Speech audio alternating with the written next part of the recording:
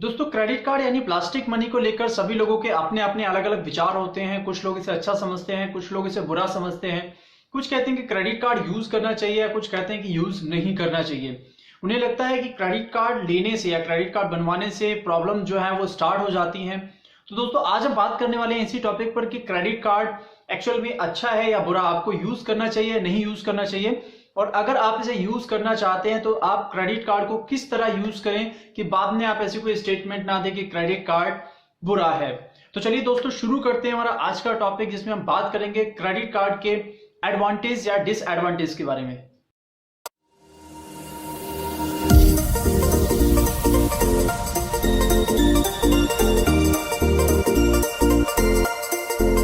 दोस्तों, credit card recent के years में बहुत ज्यादा पॉपुलर हुआ है, क्योंकि अभी ई कॉमर्स का चलन है और ई कॉमर्स पर यदि आपके पास क्रेडिट कार्ड है अपना, तो किसी भी साइट से आप कोई भी प्रोडक्ट परचेज कर सकते हैं, चाहे वो आपकी डोमेस्टिक साइट है, इंटरनेशनल साइट है, क्योंकि सभी साइट्स आपको क्रेडिट कार्ड या डेबिट कार्ड के जरिए परचेजिंग का ऑप्शन देती हैं। और क्रेडिट कार्ड में आपको एक बेनिफिट होता है कि यहाँ पर आप आज परचेज करते हैं तो आपके पास एक टाइम लिमिट होती है, जिसके बाद में आपका बिल जनरेट होता है और अब वो अमाउंट जो है आपको तब पे करना पड़ता है। तो यहाँ पर कुछ लोग इसे पॉजिटिव तरीके से यूज करते हैं और कुछ जो है वो अनजाने में इसे नेगेटिव तरीके से यूज कर जाते हैं, जहां पर बाद में उनको प्रॉब्लम्स होती है।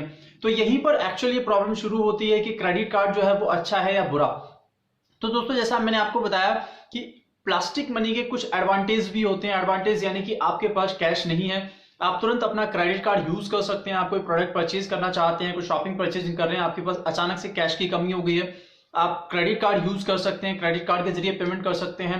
आप डोमेस्टिक इंटरनेशनल, आप बाहर कहीं जाते हैं जहां पर आपकी कंट्री की जो मनी है वो नहीं चलती है, फॉर एग्जांपल आप इंडियन रुपीज को लेते हैं तो इंडियन रुपीज इंडिया के बाहर कहीं नहीं चलेंगे, लेकिन आपका क्रेडिट कार्ड इंडिया के बाहर किसी भी कंट्री में, किसी भी कॉन्टिनेंट में वहां पर वर्क करेगा। तो अपना क्रेडिट कार्ड आप वहां यूज कर सकते हैं।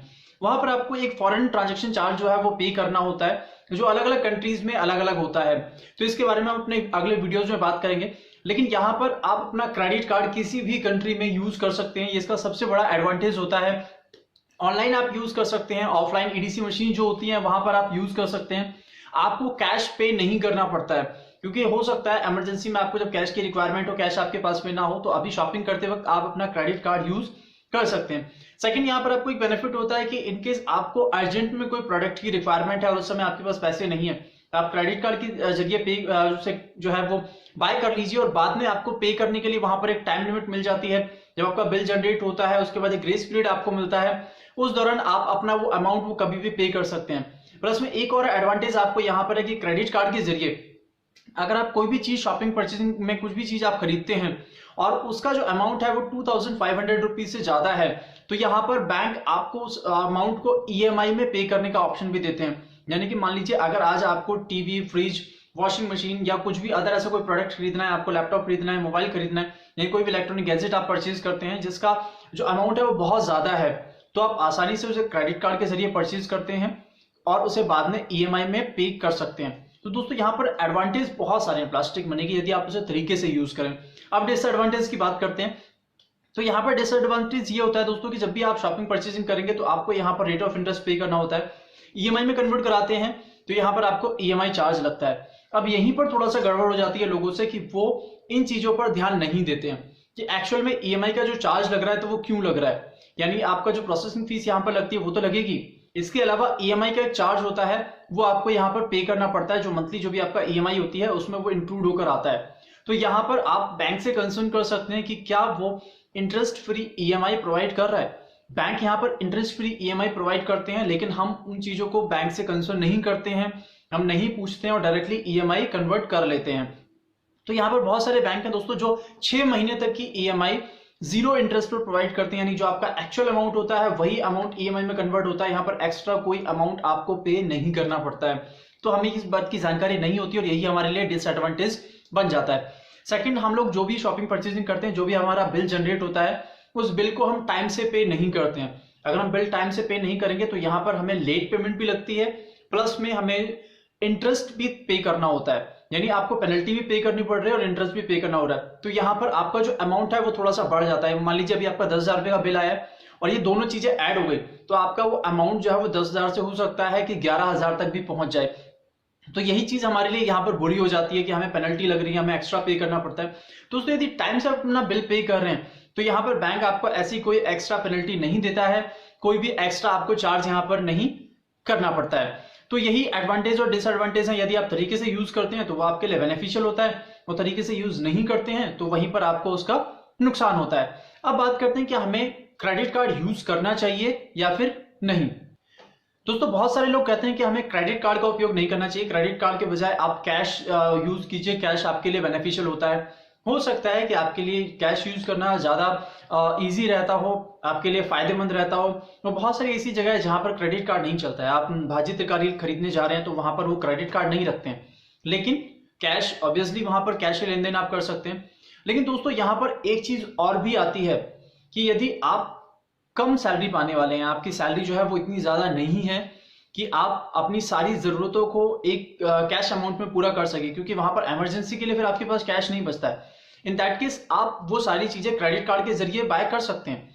अब यहाँ पर डिपेंड करता है आपके ऊपर कि आप अपना जो क्रेडिट कार्ड है उसे किस तरीके से यूज करते हैं। कि आपके कार्ड की लिमिट आपको 50,000 रुपये मिल गई तो आप या तो वो सारी लिमिट एक साथ शॉपिंग परचेजिंग करके जो खत्म कर दीजिए, खर्च कर दीजिए, या फिर अपनी जरूरत की चीजों को उससे परचेज कीजिए। अभी होता क्या कि यहाँ हम लोग जो है वो दिखावे में आ जाते हैं थोड़ा सा।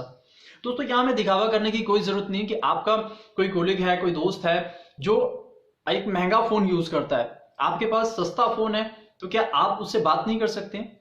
क्या आप उस फोन से चैटिंग नहीं कर सकते हैं? क्या वो फोन सोशल मीडिया जो एप्लीकेशंस हैं वो रन नहीं कर सकते हैं उस फोन के जरिए, या वो उन्हें आपको यूज नहीं करने दे रहा है? अगर ऐसा है तो आप अपना फोन थोड़ा सा अपग्रेड कर लीजिए। अब ये जरूरी तो नहीं कि आप वही फोन ले या उससे महंगा फोन ले जो आपके दोस्त ने लिया हुआ है, सिर्फ उन्हें ये दिखाने के लिए कि आप क्रेडिट कार्ड के जरिए फोन बाय कर सकते हैं, आपके पास क्रेडिट कार्ड है। दोस्तों यहीं पर हम हमेशा मार खा जाते हैं। हमारी यही छोटी सी गलती है, जल्दबाजी जो है वो हमें एक कर्जे में डाल देती है और बाद में हमें लगता है कि हमने क्रेडिट कार्ड लेकर गलती कर ली या क्रेडिट कार्ड अच्छा नहीं होता है। तरीके से यूज कीजिए क्रेडिट कार्ड को, आपको बेनिफिट ही मिलेगा। अब यहाँ पर हम जो भी शॉपिंग परचेजिंग करते हैं वहां पर हमें रिवॉर्ड पॉइंट्स भी मिलते हैं।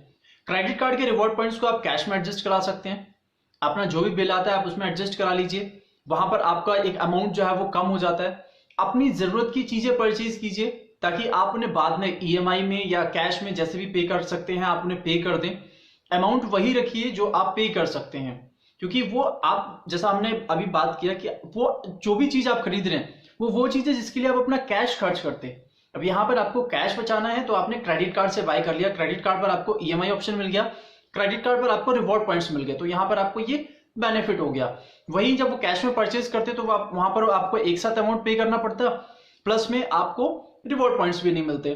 तो दोस्तों क्रेडिट कार्ड को यूज करने का तरीका है, अगर आप तरीके से यूज करते हैं तो क्रेडिट कार्ड हमेशा आपके लिए बेनिफिशियल ही रहता है। अब क्योंकि अगर बैंक ने आपको कोई प्रोडक्ट दिया है तो ऑब्वियसली यहाँ पर दोनों पार्टीज का जो है फायदा होता है, कस्टमर का भी फायदा है और कंपनी यानी कि बैंक का भी फायदा है। अब अगर कस्टमर तरीके से यूज नहीं करेगा तो बैंक का फायदा है, और अगर तरीके से यूज करता है तो कस्टमर का फायदा है। अब क्वेश्चन आता है दोस्तों कि हमें क्रेडिट कार्ड के साथ जाना चाहिए, क्या हमें क्रेडिट कार्ड लेना चाहिए? ऑब्वियसली आप क्रेडिट कार्ड के साथ जा सकते हैं, क्रेडिट कार्ड यूज कर सकते हैं, तरीके से यूज कीजिए, फायदे के लिए यूज कीजिए। अगर आपको वहां पर लगता है कि आप समझ नहीं पा रहे कि आपको क्रेडिट कार्ड को कहाँ कहाँ यूज करना है, तो सिर्फ जरूरत जहां पर आपको बहुत ज्यादा जरूरत है वही यूज कीजिए। इसके अलावा आप जुड़े रहिए हमारे चैनल के साथ में, तो यहाँ पर आपको और भी इंटरेस्टिंग जानकारियां मिलती रहेंगी कि आप क्रेडिट कार्ड से कैसे कैसे और क्या क्या बेनिफिट आप ले सकते हैं। चाहे आप किसी भी बैंक का क्रेडिट कार्ड यूज करते हो दोस्तों, क्रेडिट कार्ड की जो बेसिक पॉलिसीज होती हैं वो ऑलमोस्ट सेम ही होती हैं सभी बैंकों में। सिर्फ यहाँ पर क्या है, कार्ड नेम अलग होगा, बैंक नेम अलग होगा, आपकी लिमिट अलग होगी, और प्रॉपर जो एक कुछ कार्ड होते हैं जिनका एक प्रॉपर पर्पस होता है वो हो सकता है वो अलग हो। यानी कि आप फ्यूल कार्ड यूज कर रहे हो, मैं आपको शॉपिंग कार्ड्स के बारे में बता रहा हूँ, तो यहाँ पर आप अपने फ्यूल कार्ड से भी बेनिफिट ले सकते हैं, मैं आपको उसके रिगार्डिंग भी बताऊंगा। तो यहाँ पर अलग अलग कैटेगरी कार्ड्स हो सकते हैं, बट पॉलिसी जो होंगी वो ऑलमोस्ट सेम ही रहेंगी सभी बैंकों में, सभी क्रेडिट कार्ड के रिगार्डिंग। अब यहाँ पर कुछ लोग जो है वो बहुत ज्यादा क्रेडिट कार्ड यूज करते हैं, तो कुछ लोग कहते हैं कि कितने क्रेडिट कार्ड एक्चुअल में अच्छे रहेंगे, कितने क्रेडिट कार्ड बेस्ट रहेंगे या गुड है, मतलब हमें यूज करने चाहिए या यूज नहीं करने चाहिए। दोस्तों इसके रिगार्डिंग मैंने पहले भी एक वीडियो बनाया था कि आपको एज ए इंडिविजुअल कितना क्रेडिट कार्ड आप जो है वो रख सकते हैं, कितने क्रेडिट कार्ड एक्चुअल में आपके लिए गुड रहते हैं, यानी जहां पे आपको यूटिलाइजेशन है क्रेडिट कार्ड्स का आप वहीं पे यूज कीजिए, और किस किस तरीके से आप उसे यूज कर सकते हैं इसके रिगार्डिंग मैंने एक वीडियो बनाया था।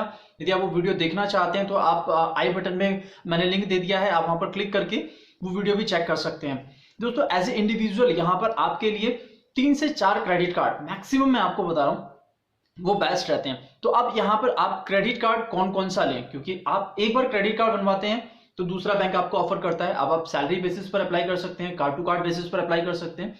तो यहाँ पर हमारे मन में भी एक लालच आ जाता है कि हमें दूसरा बैंक क्रेडिट कार्ड ऑफर कर रहा है, कहीं ना कहीं वो हमारे काम आ जाएगा, तो हम वो कार्ड भी यूज कर लेते हैं। अब यहाँ पर 2 अलग अलग बैंकों के कार्ड आपने यूज कर लिए, दोनों जगह से बिल आएगा तो हम थोड़ा सा कंफ्यूज हो जाते हैं कि किस बैंक का बिल पहले पे करें ताकि हमें थोड़ा सा बेनिफिट मिल सके। अब उस कंफ्यूजन में कई बार बिल डेट निकल जाती है तो हमें एक्स्ट्रा अमाउंट भी पे करना पड़ता है। फिर हम अपना सर पीटते हैं कि हमने 2 कार्ड बनवा लिए, एक्स्ट्रा हो गए और हमें एक्स्ट्रा अमाउंट भी पे करना पड़ रहा है। तो हम एक ऐसा कार्ड ढूंढते हैं जहां पर कार्ड टू कार्ड पेमेंट कर सके। अब हमने तीसरा क्रेडिट कार्ड ले लिया, तो दोस्तों यहाँ पर कंफ्यूजन में भी कई बार हम लोग ज्यादा क्रेडिट कार्ड अप्लाई कर देते हैं। कई बार दिखावे में हम लोग क्रेडिट कार्ड अप्लाई कर देते हैं कि मेरा कलीग है, मेरे साथ में काम करता है, उसने 4 अलग अलग बैंकों के कार्ड बनवाए हुए हैं, तो मुझे भी वही कार्ड लेना है या मुझे उससे अच्छा क्रेडिट कार्ड लेना है जिसकी फीस ज्यादा हो, जिसमें बेनिफिट ज्यादा हो, ताकि मैं उसको दिखा सकूं। दोस्तों क्रेडिट कार्ड आपके यूज का प्रोडक्ट है, दिखावे का नहीं। वो हमेशा आपके पॉकेट में ही रहेगा, जब भी आपको जरूरत होती है आप उसे शॉपिंग करेंगे, आप उसे गले में लटका कर नहीं घूमते हैं कि दूसरों को दिखा सके कि मैं ये क्रेडिट कार्ड यूज कर रहा हूँ। तो यहाँ पर मैक्सिमम 3 या 4 क्रेडिट कार्ड आप ये रखिए। अगर मैं पर्सनली राय दूं तो 3 क्रेडिट कार्ड बहुत होते हैं अलग अलग बैंकों के। एक मल्टीपर्पज क्रेडिट कार्ड रख लीजिए, एक यदि आप फ्यूल, ट्रैवल या शॉपिंग से रिलेटेड कोई स्पेसिफिक कार्ड लेना चाहते हैं तो आप वो कार्ड ले सकते हैं, यानी कि आप ट्रैवल ज्यादा करते हैं तो ट्रैवल क्रेडिट कार्ड के साथ में चले जाइए। आप शॉपिंग ज्यादा करते हैं, शॉपिंग परचेसिंग के लिए शॉपिंग क्रेडिट कार्ड्स होते हैं, रिवॉर्ड क्रेडिट कार्ड होते हैं। इसके अलावा यदि आपको फ्यूल के रिगार्डिंग ज्यादा आपके जो एक्सपेंसेस होते हैं तो आप फ्यूल क्रेडिट कार्ड के साथ में चले जाइए। वहां पर आप जो भी एक्सपेंस करते हैं फ्यूल पर आपको एक्स्ट्रा बेनिफिट्स मिलते रहते हैं। तो 3 क्रेडिट कार्ड आप रखिए, 3 क्रेडिट कार्ड अलग अलग बैंकों से ले सकते हैं आप, बहुत ही बेनिफिशियल रहते हैं। अब यहाँ पर आपको 0 फी का भी कार्ड मिलता है। तो कुछ प्रीमियम जो कार्ड्स होते हैं जहां पर आपको एनुअल फी पे करनी पड़ती है, कुछ क्रेडिट कार्ड में बैंक आपको ऑप्शन देता है कि आप एक एक्स अमाउंट स्पेंड कीजिए तो आपकी जो एनुअल फीस है वो वेवर हो जाएगी। दोस्तों ये बेसिकली ये सारी चीजें आपको बैंक से कंसर्न करनी पड़ती हैं, या रिप्रेजेंटेटिव जो भी आपको कॉल करते हैं कार्ड अप्लाई करने के लिए आप उनसे कंसर्न कर सकते हैं।